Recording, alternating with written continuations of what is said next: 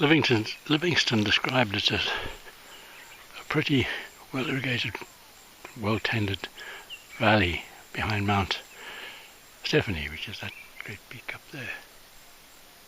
I can see it. I don't know. Light is bad. Today we wandered down the valley, and it's tragic really, because once upon a time it must have been somebody's pride and joy.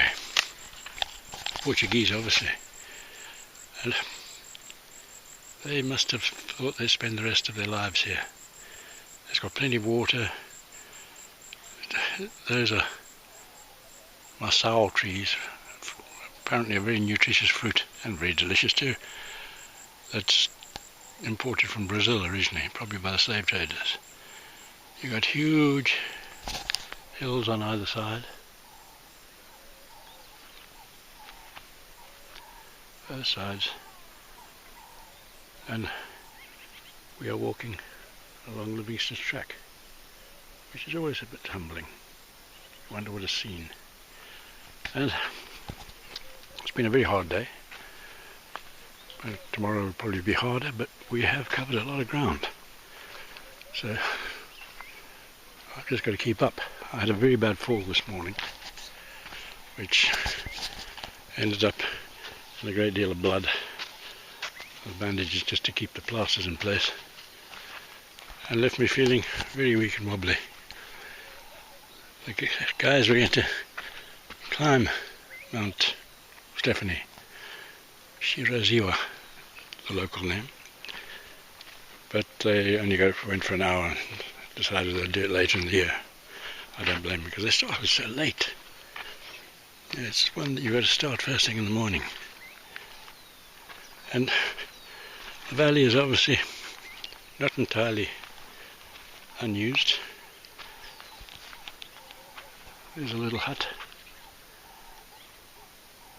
I think, and there's a garden of sorts in there, and there's some more masao trees. There's also bananas and mangoes. We camped in a huge mango grove, which is nice. It was going to be a half-hour stop, and the others decided to make the most of it.